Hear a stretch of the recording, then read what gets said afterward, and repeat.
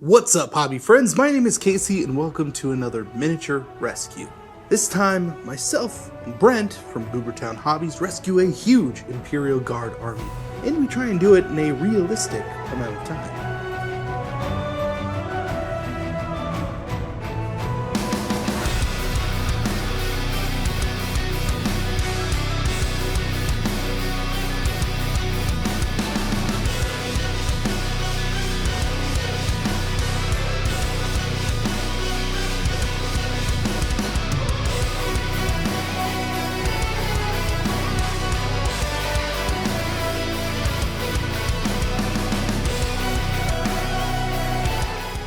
Brent and I are no strangers to army projects. We've done our fair share of 24-hour challenges and timed painting sessions, and used only the absolute best secret techniques to paint armies in an efficient and timely manner. What we haven't really done is see how long it takes when you're just trying to paint an army, like normal. Like one you would actually just sit down and paint. Well, the thing is, the guys over at the Poorhammer Podcast, as well as the Kieran show, have all agreed to come together and find out just how long it takes in adult hours to paint an army to a pretty good standard for gaming. Now, we are partnered up, but we are calculating our time separately and adding it all up at the end to get as accurate of a reading as we can. Obviously, it's not perfect, but we're going to see what happens and interpret the information at the end. The cool part, maybe more for me at least, is that all of the armies are very used, mostly purchased from eBay and some from local hobby shops, which is really cool to see. In particular, the Astra Militarum army that we are working on was purchased from a bunch of different sellers and comes in at around $500 for the whole thing, which is a huge deal considering the models that are in this army. On the Poorhammer Podcast, there are several episodes that go into great depth on how they acquired the armies that we're working on, and what they spent on each item. So if you want to dive in a little deeper into how they went about doing that, then I will have those linked below. The Poorhammer guys sent this army to me back in September of last year, and Brent came and visited for nearly 2 weeks so we could work on this army and eventually take a nice road trip across the great state of Nevada and Utah to visit Trenchworks. But I digress. The models that Poorhammer sent were all in varying conditions. They purchased all of the models used and primed them before shipping them over. That does mean that some of these will need to be stripped down before we move on. Maybe more for my benefit, but you'll see what I mean in a minute.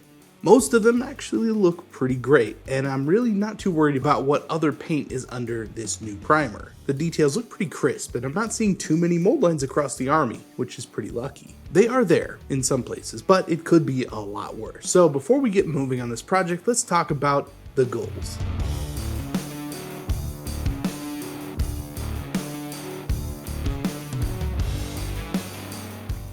Each team of 2 people has a Warhammer 40,000 army to paint. Each army is close in point value, although not necessarily in model count, so we'll see how that affects things. We do have unlimited time to do it, but we're going to track working hours to see how long it actually takes to paint an army. So where do we begin? When tackling a large army project, it's a great idea to start with some test models. Personally, I like to do 1 or 2 in order to get a process down that I like, while Brent tends to go for a larger variety of colors and picks the one that he likes best. So we set aside 5 of these Khazarkan infantry models, some of the cooler models in this army in my opinion, and the ones with a good amount of variety to test some things out. After looking at a ton of pictures online and talking about colors, we decided to go with a blue, gray, and khaki scheme, where we could alternate the colors depending on the units, as well as get some patterns going on the tanks. Black and silver for the rest of the details to help keep things consistent and easy, and that'll give us enough contrast so you could see everything on the table. And on top of that, a bright red accent that would be used on shoulder pads and knees and used as a stripe accent on the vehicles. So we had a color scheme in mind and a few models that we threw together to get a good idea of what we were dealing with.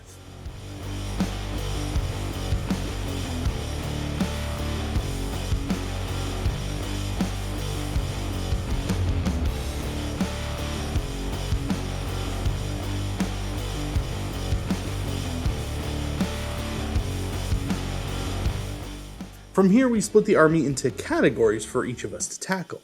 Splitting each unit up and separating the tanks makes it easier to batch paint entire squads at a time, which also means we needed something to put everything on to make it easier to move around and not touch the model so consistently, like on the painted parts. We made a quick trip to Home Depot and picked up 1.25 inch wooden dowels that we brought back to my house and cut down on my miter saw. Each section is 3 inches long, making them the perfect size for placing next to each other in large groups and knowing exactly where things stand. And we can grab them without actually having to touch the models. To make them easy to handle, we also sanded down the edges from the cuts and placed poster putty on each of the ends. The putty holds onto the bottom of the bases and can be reused as many times as we want. It's a pretty inexpensive way to get an insane amount of painting handles, and honestly they feel as good as any other handle I've ever used, so you really can't beat that.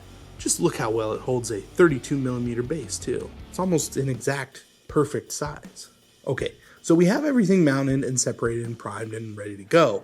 With a couple of test models in the bank, we need to start working on the basing. Since we want to have a nice consistent look across the entire army, we need something easy to make and that can take paint well. Like most of my projects, I like to opt for beach sand. To make these look a little more unique, we decided to go for a mix of 3D printed epic basing cobblestone bits and that beach sand.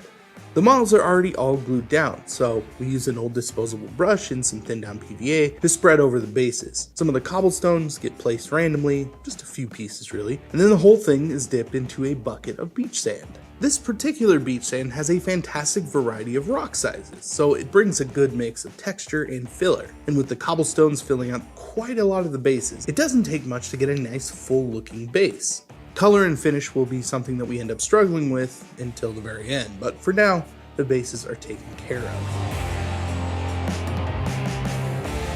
While Brent was taking care of those bases, I started working on a very unfortunate tank, one I was actually pretty excited to get to because it was in a condition. This is a Chimera tank, a really nice tank that has truly seen some better days. The Poorhammer guys bought this used and primed it before sending it. Unfortunately, you can see a lot of the underpainting beneath that primer, and not the color, just the actual physical paint. You can even make out some numbers on the dozer blade, and you can see some thick paint strokes across the rest of the model. There's also some extensive damage to the plastic in a few areas, as well as the back end not really being attached pretty much at all. I kind of feel like I was set up here, you know, they sent me this knowing I was going to take it down to plastic and start over. And yeah, they were right. That's exactly what I'm going to do. You know, we can't really have an army rescue video without a sonic cleaner paint stripping session, so that's what we're going to do. Luckily, this isn't the biggest tank in the world, and the whole thing fits nicely into my sonic cleaner filled with LA's Totally Awesome. I let it run for a good 25 minutes to start and then proceeded to begin the cleanup. As you can see, the fresh primer is coming off without any issues, and as that gets scrubbed away, you can start to see the entire tank was completely painted with what looks like a pretty cool camo scheme and an 821st or 2nd maybe Legion number on the front. Some kind of Steel Legion scheme, which is pretty cool. I scrubbed for quite a while, and this layer was very stuck on. So I soaked it, I ran it in the sonic cleaner, I scrubbed and I repeated all several times before I actually made some good progress. Once I got down to gray plastic, I was feeling much better about the progress of the tank, but it did take a while. After getting it stripped to the point where the new paint was going to be at its best, I started the process of cleaning up the plastic and getting the back end properly glued down. I cut away some of the old glue that was in the way and laid down some super glue to get the back end where it was supposed to be. I used the back door to make sure that the shape was proper, and I got everything glued down completely so it wouldn't move anymore. In between the runs in the sonic cleaner, I also had an opportunity to work on the other models with Brent, so a lot of back and forth and still trying to get work done. Since we had solidified a color scheme for the main troops, I really wanted to try a fantastic technique that I used on some Imperial Guard the last time I painted some. Silly putty on tanks is the absolute best thing for camo patterns, and we wanted to find a way to do it with the blues that we were using with the rest of the army. A blue Imperial Guard army is not something that you see every day, and to have tanks in that same color scheme is going to be something that people take a second look at when they walk by the game table. Now, this is kind of part of a theory that I've had for a while on army painting in general. You have super standout pieces with strong color that don't even have to be painted all that well, just base coated for the most part, but simple techniques and standout items create a very memorable army. So I did a test on a smaller model to see how that would look. Now if you've been following this channel recently, I did a fun little video about accidentally rescuing a Space Wolf Terminator. Here is where that video is actually from. I used Silly Putty over layers of colors that we wanted for this army, and on the other side was a pretty incredible looking mini. So much so that I ended up finishing it, and now I have this lone Space Wolf Terminator that looks pretty rad. The point is that I did a test on several different models to see what colors to paint our tanks. And since I was on tank duty, I sat down for a couple of hours and knocked out all 8 tanks that we had that were ready to go. Let's start with the Chimera, because that one ended up being the most different and there were some other steps involved. After getting it all glued together, I got it primed black and I did a base coat of dark brown. The reason for this is that there was some serious damage to the actual plastic, a lot all over the body, which is probably why the paint was so thick to try and cover some of that up. And sometimes that happens with an older used model. So what do? We lean into it. I'm going to go for the little bit of extra on this guy and throw a layer of chipping medium down over the primer and the brown paint that I just put down. That way we can do the same workup as the rest of the army, but play into the damage on the plastic and chip away some of that paint. Hopefully pulling this older tank into the newer army and giving it an appropriately scuffed up paint job to match all of the kind of messed up plastic. I use Vallejo chipping medium thinly through an airbrush over the entire tank. That way we can really get a little more control over the chipping. Otherwise, a little dollar bottle of hairspray is actually a really fantastic alternative to chipping medium. Works pretty much the exact same way. Okay, so now the Chimera has the base layers down, and we can go to the 3 Lehman Russ tanks, 3 Rogel Dorn tanks, and then finish off the Chimera. I'm going to start with a base coat of darker blue, almost an ultramarine kind of blue. And once that base coat is down, I can come in with a lighter blue to start modulating the highlights across the tank. When the flat panels hit a stopping point and the angles change, that's where the highlight is going to originate from. Follow this pattern across all of the panels and you get modulated light that makes the whole tank look way more dynamic. It's a very nice way to get an extra kick out of your colors because you're using contrast to your advantage.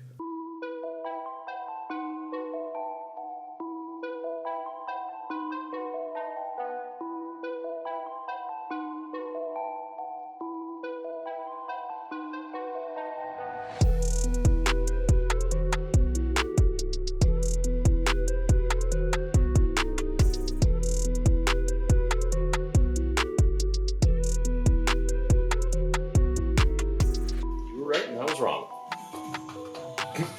That is incredible, and we are doing that.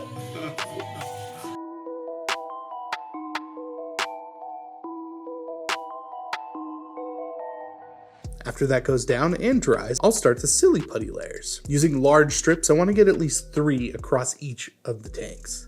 Each tank looks different because the Silly Putty won't ever be the same shape, and it brings an absolute ton of depth and character to each paint job. After getting the strips on, I changed to a dark gray to fill out the base coat, and I used a lighter gray to modulate the light the same way that I did with that light blue. So the colors have a similar value with a similar highlight. For the Chimera, I did end up doing some hazard stripes across the front of the dozer blade, and the yellow and orange are the perfect complements to the blues. So it works really well and just looks really nice.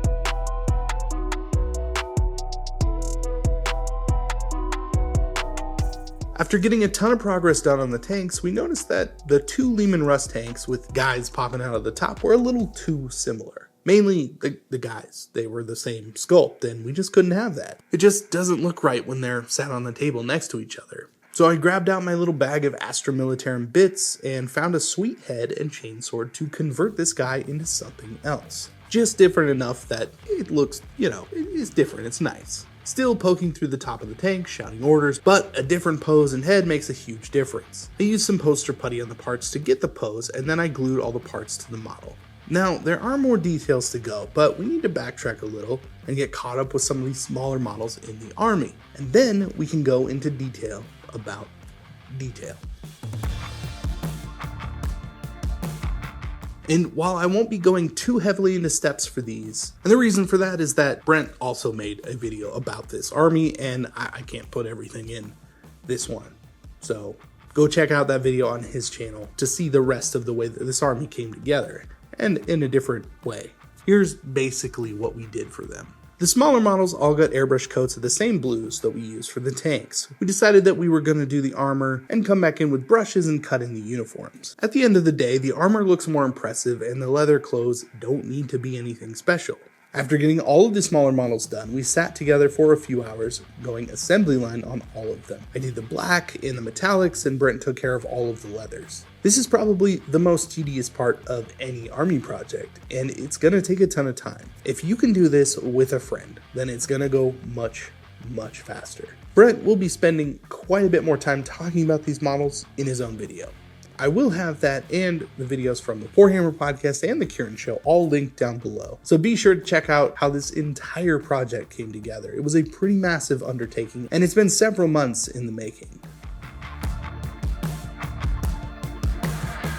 Okay, now I have something pretty big to share with you, and it goes back about a year and a half, and it has to do with those details that I was talking about earlier. Brent and I have been working on a secret project called Goblin Hobbies. We have officially joined forces and created something that changes the way that you look at freehand and decals, and I don't say that lightly. Now, they're called stampin' plates, and in a nutshell, these are similar to what companies use to print on a ton of different surfaces that you can't exactly send through a printer. The process is called pad printing. This is also something that is currently being used to great effect in the nail industry, of all places.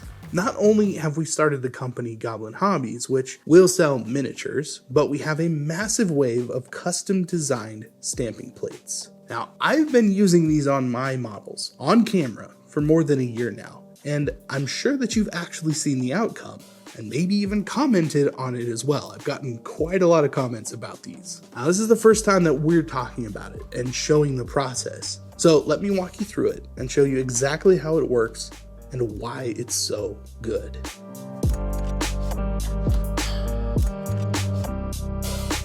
For this army, we wanted to do a couple of things. We wanted a unifying color across the army, so we went with red. Looks great against the cold blues and would be an easy opportunity to throw on some designs. Normally, you would opt for decals or transfers, and those are fine if you can get enough of them and don't screw any of them up.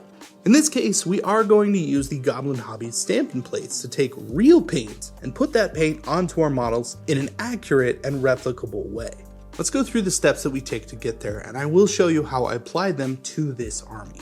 So step one, obviously in most cases, is picking out some designs. We have 10 different plates with tons of useful designs on each one. I'm currently using the squad markings plate because it will come in our first starter kit. Looking at this closer, there are a couple things I know I want to use. First off, there's this sweet saw blade. And we decided pretty early on that we wanted to make this a really killer background on these tanks and give us a unique emblem for our Legion numbers to be placed on top of. We also decided to use a diamond pattern on the troops with the numbers over the top of that. And we did tests pretty early on in the process and landed on a red or blue shoulder pad or knee pad, red or black diamond depending on the shoulder color, and off-white Legion numbers. We also decided on a sweet skull on the opposite shoulder in the same off-white. For squads of 10 regular troops, we put Roman numerals for their actual squad number. Now, imagine how long and how many decals it would take to do an entire 2,000 point army. It's a lot, and there's no way around that. So in the next step, I'm going to show you how quickly this actually is to do. After picking our designs, I set aside a squad of 10 models. 10 seemed like a nice round number that would make for the best comparison. I grabbed my red paint and started laying down the red diamond on the blue shoulder pads.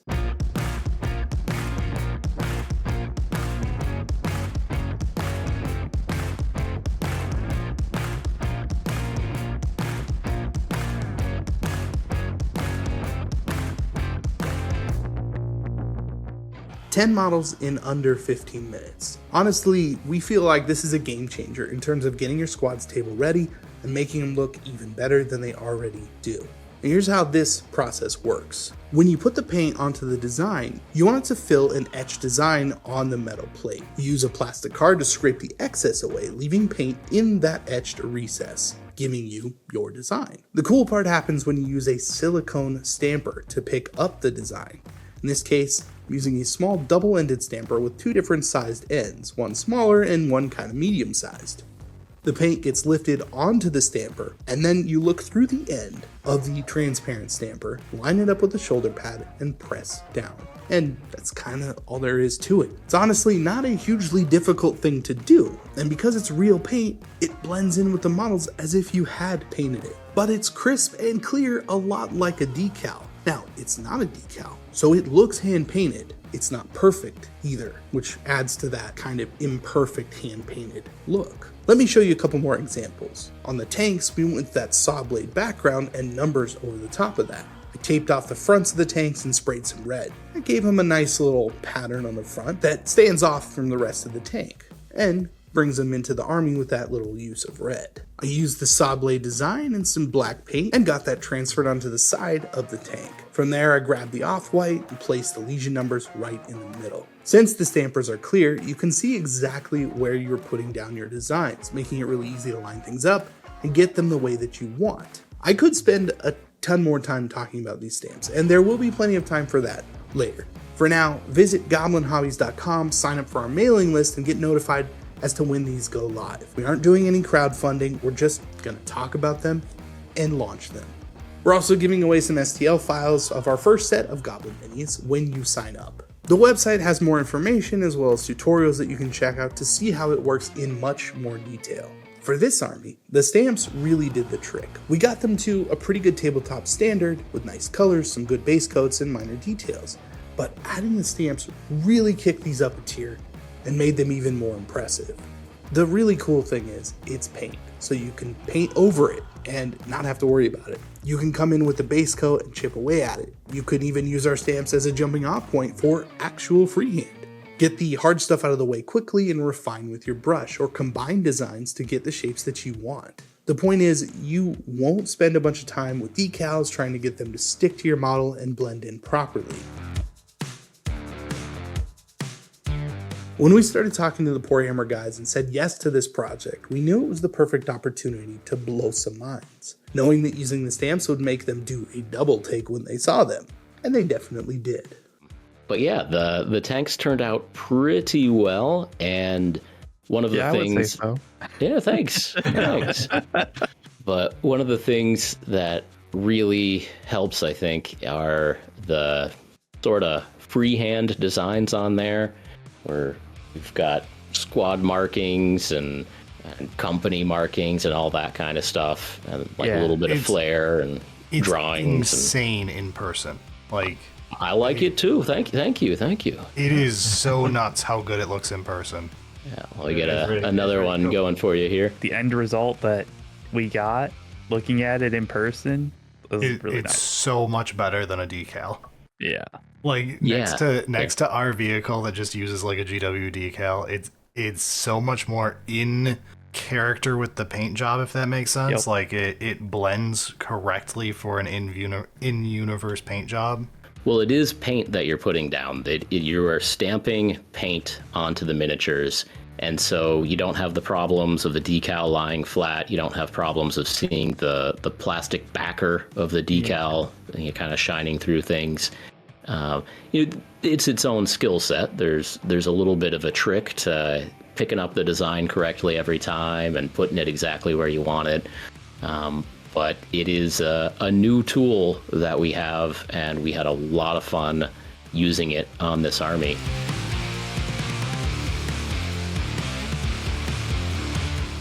In terms of time, I think we all ended up hitting about the same hours, but wildly different times in terms of how those hours were spread out. And it makes sense, depending on your life circumstances. You may only have so many hours a week to spend on your hobby. But it seems as a base level stat, 100 hours for 2,000 points is pretty much the feel-good spot. And that's basically at tabletop standard. So any way to speed that up, little tips or tricks to get that down a bit, makes a lot more sense when you look at it as a whole. Either way, don't worry about how long it should actually take you. Take your time and enjoy the process, because getting an army done is a massive undertaking, and no matter what, you will be much better off not thinking about it and just having fun. Hopefully with a few friends to help you out along the way as well. Of course, the other guys worked on their armies and came away with some exceptionally painted models. I don't want to spoil it too much for you, so you'll need to watch their journeys as well. So head on over and subscribe to the Kieran Show and the Poorhammer Podcast, which I will have linked at the end of this video and down below in the comments. All in all, it was a glorious event, and everyone's minis turned out insane. They all look really good. Now, I've painted quite a few full armies and rescued massive lots from eBay, but nothing will quite compare to how epic this particular army ended up. The colors and the stamps pushed this army into territory that I think we only dreamed of when we started this project. But seeing it on an entire army exactly as we had envisioned has me more excited for the future of this hobby than anything else before. This is new, it's different, and I think that it will change the way that we hobby moving forward. I know that it already has for Brent and for me, and I think it will for you too. Thank you again for joining me on another miniature rescue. If you like something about this video, please consider hitting that like button, sharing this video with your hobby friends, and subscribing for more miniature rescues. Once again, I'm Casey, and I will see you in the next video. And of course, here is an extensive amount of footage showing off our completed 2,500 point Astra Militarum army for Warhammer 40K. Thanks again for watching.